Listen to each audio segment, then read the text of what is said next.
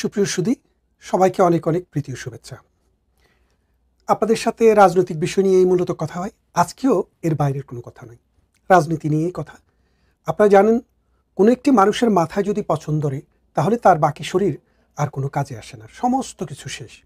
তো বাংলাদেশে এখনকার যে অ্যাডমিনিস্ট্রেশন, তার হেড তিনি হচ্ছেন ডক্টর ইউনূস, যিনি শান্তিতে নোবেল পেয়েছেন।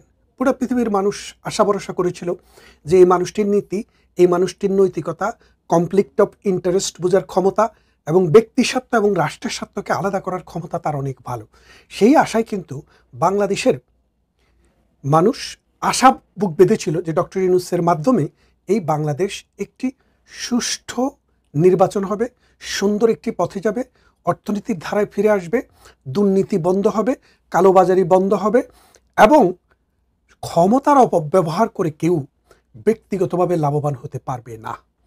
এই বিষয়টি ডক্টর ইউনূস কীভাবে তার বাটপাড়ির মাধ্যমে, তার সততার মাধ্যমে, তার সিটিংবাজির মাধ্যমে, তার আত্মকেন্দ্রিক চিন্তা চেতনার মাধ্যমে এই রাষ্ট্রকে ক্ষতিগ্রস্ত করছে, সেটার একটা বিবরণ আজকে আপনাদের সামনে তুলে ধরব।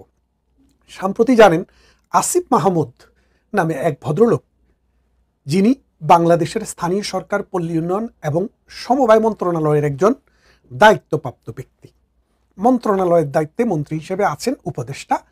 তিনি সম্প্রতি ফেসবুকে এসে, বিভিন্ন পাবলিক মিডিয়াতে এসে ক্ষমা চেয়েছেন। কী জন্য ক্ষমা চেয়েছেন? তার বাবা এক স্কুল শিক্ষক কুমিল্লাতে একটি লাইসেন্স করেছেন, ঠিকাদারি লাইসেন্স, যাতে স্থানীয় সরকার পল্লী উন্নয়ন মন্ত্রণালয় থেকে তিনি টেন্ডারের মাধ্যমে তিনি কাজ নিতে পারেন, কাজ নিয়ে যেন সেটা করে তিনি টাকা ইনকাম করতে পারেন। তো এখন যেহেতু তার ছেলে ওই মন্ত্রণালয়ের মন্ত্রী, তাহলে কনফ্লিক্ট অফ ইন্টারেস্ট আসে।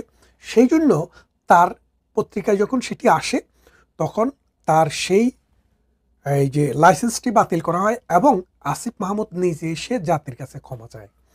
এখন ডক্টর ইউনূস, যেই উপদেষ্টাদের বাপ, সমস্ত উপদেষ্টার মাথা, সেই ডক্টর ইউনূস কীভাবে কনফ্লিক্ট অফ ইন্টারেস্ট করছে, আপনারা যদি একটু দেখেন, একটু চিন্তা করেন, বিষয়টা আপনারা অবাক হয়ে যাবেন। এক নম্বরে আসেন পিএসপি লাইসেন্স। এটা হলো ডিজিটাল ওয়ালেট সেবা, অর্থাৎ বাংলাদেশ ব্যাংকে যেমন নগদ, বিকাশ, এইরকম যারা বিজনেস করে, এদের মতো মানি মার্কেটে বিজনেস করার জন্য ডক্টর ইউনূস একটি লাইসেন্সের অ্যাপ্লিকেশন করেছেন। সেই লাইসেন্সটির, এটিকে বলে পিএসপি লাইসেন্স। এই পিএসপি লাইসেন্সটি ডক্টর ইউনূস আগের সরকারের অধীনে পাননি। তিনি ক্ষমতায় আসার অল্প কদিনের মধ্যে এই গ্রামীণ টেলিকমকে এই পিএসপি লাইসেন্স দেওয়া হয়েছে। এই পিএসপি লাইসেন্স দিল কে? ডক্টর ইউনূস। কাকে দিয়া? বাংলাদেশ ব্যাংককে দেয়া। আর এটার কর্ণধারকে? ডক্টর ইউনূস। তাহলে এখন দেখেন, কনফ্লিক্ট অফ ইন্টারেস্ট যদি আসিফ মাহমুদের বাবার ছোট্ট একটা লাইসেন্স করলে হয়, ডক্টর ইউনূস যে পিএসপির এত বড় একটা লাইসেন্স নিয়ে নিল, যখন তিনি বাংলাদেশের সব কিছুর head of the country, head of the government, অ্যাডমিনিস্ট্রেশনের হেড। এই তো গেল একটি কথা। দ্বিতীয় হলো গ্রামীণ এমপ্লয়মেন্ট সার্ভিস নামে জনশক্তি আদম ব্যাপারীর একটি লাইসেন্স ইনি অ্যাপ্লিকেশন করে নিয়ে নিয়েছেন। কি নাম? গ্রামীণ এমপ্লয়মেন্ট লাইসেন্স। ওই গ্রামীণ যে উনার গ্রুপ, যেটা চেয়ারম্যান উনি নিজে, যেটা ট্রাস্টি বোর্ড উনি নিজে, মানে সব উনি হত্যাকর্তা সব। তাহলে ইনি হচ্ছেন বাংলাদেশের হেড অফ দ্য অ্যাডমিনিস্ট্রেশন। আর তিনি নিলেন কি? গ্রামীণ এমপ্লয়মেন্ট সার্ভিস, মানে আদম ব্যাপারীর লাইসেন্স। এই ডক্টর ইউনূসের গ্রামীণ ব্যাংক, গ্রামীণ প্রতিষ্ঠান ডক্টর ইউনূসকে ব্যবহার করে আদম ব্যাপারীরও লাইসেন্স নিলেন। এখন এরপরে আসেন 3 নম্বরে। 2029 সাল পর্যন্ত গ্রামীণ ব্যাংকের সমস্ত ইন্টারেস্ট মওকুফ। এই বছর, আগামী বছর না, 2029 সাল পর্যন্ত। এটা কে করেছেন?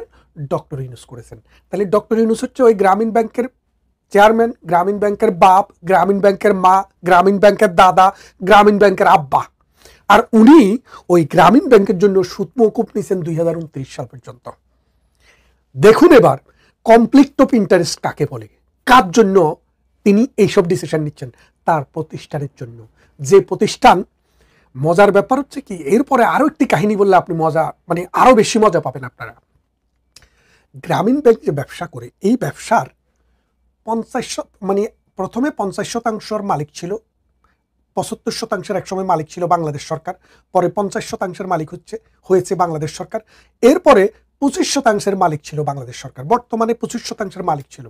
ডক্টর ইউনূস এসে ওই 25% থেকে 15% বাদ দিয়ে মাত্র সরকারকে 10% এখন মালিকানা দিয়েছেন, আর বাকি 85% গ্রামীণ ব্যাংকের যে গ্রাহক তাদেরকে দিয়ে দিয়েছেন। তার মানেটা কি দাঁড়াচ্ছে, যেটাতে ডক্টর ইউনূসের সব, সেই গ্রামীণ ব্যাংকে আপনি লাইসেন্স মানে মালিকানা, সরকারের মালিকানা 25% থেকে আপনি কমিয়ে নিয়ে এসছেন কত, 15% নিয়ে গেলেন, আরো মাত্র 10%। অর্থাৎ এখন গ্রামীণ ব্যাংকে বাংলাদেশ সরকারের মাত্র 10% মালিকানা আছে, আর বাকি 90% মালিকানা গায়েব হয়ে গেছে।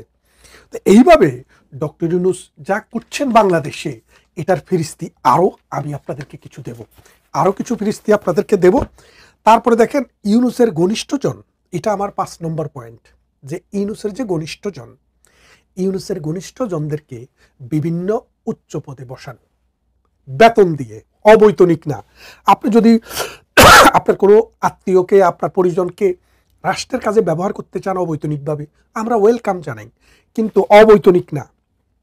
রাষ্ট্রের সুযোগ সুবিধা এবং রাষ্ট্রের বেতন দিয়ে ডক্টর ইউনূস তার ঘনিষ্ঠজনদেরকে সরকারি পোস্টে দিচ্ছে। তার মধ্যে একজন হচ্ছে লামিয়া মুর্শিদ, যিনি হচ্ছেন ইউনূস সেন্টারের প্রধান, ইউনূস সেন্টারের নির্বাহী পরিচালক। তিনি সেই ইউনূস সেন্টারের নির্বাহী পরিচালক লামিয়া মুর্শিদকে ডক্টর ইউনূস কি বানালেন, ইনি বানালেন যে এই নির্বাহী পরিচালককে উনি ডক্টর ইউনূসের একজন সচিব মতো পদমর্যাদায় সরকারের নিয়োগ করেছেন।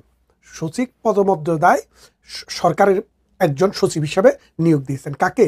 ওই লামিয়া মুর্শিদকে। এবং তার ভাইয়ের ছেলে, ডক্টর ইউনূসের ভাইয়ের ছেলে অপূর্বকে কোথায় দিলেন? প্রধান উপদেষ্টার প্রেস উইংয়ের উপসচিব পদে। এখন আপনারা একটা জিনিস চিন্তা করে দেখেন, লজ্জা শরম, কনফ্লিক্ট অফ ইন্টারেস্ট, মানবিক দায়বদ্ধতা এবং তার যে পদের মর্যাদা, এই মর্যাদাটা কি মিনিমামও রক্ষা পেয়েছে?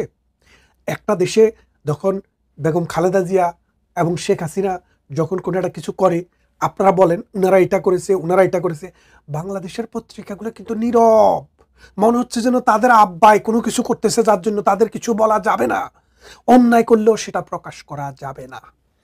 তারপরে আসেন যে গ্রামীণ কল্যাণের 666 কোটি টাকা গ্রামীণ কল্যাণকে জরিমানা করা হয়েছে। যে ট্যাক্স, এটা জরিমানা না, এটা ট্যাক্সের টাকা, যে ট্যাক্সটা গ্রামীণ বাংলাদেশ সরকারকে দেওয়ার কথা ছিল 666 কোটি টাকা। ডক্টর ইউনূস ক্ষমতায় আসার সাথে সাথে সেই 666 কোটি টাকা মওকুফ। তাহলে আপনি চিন্তা করেন, আপনি একটা রাষ্ট্র, একটা দেশ, একটা সরকার পরিচালনা করছেন, রাষ্ট্রের সর্বোচ্চ পদে আপনি আছেন।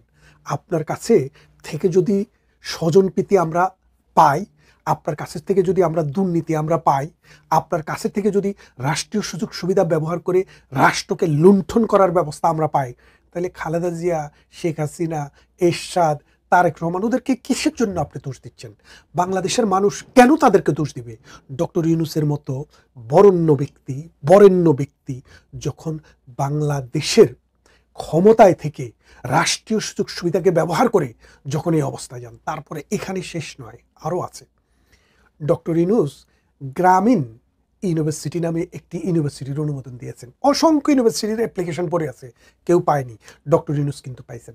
এখন ডক্টর ইউনূসে পেয়েছেন কেন? গ্রামীণ, এখানে দুইটা জিনিস, গ্রামীণের যে লোগো, গ্রামীণের যে নাম, গ্রামীণের যে কপিরাইট, সব কিছু ডক্টর ইউনূসের, গ্রামীণ ব্যাংকের। আর এই গ্রামীণের নামে যে ইউনিভার্সিটি হচ্ছে, সেখানে ডক্টর ইউনূসের ভাই এবং ডক্টর ইউনূসের যে ইউনূস সেন্টারের পরিচালক, তারা দুইজন হচ্ছে ডক্টর ইউনূসের ভাই ইব্রাহিম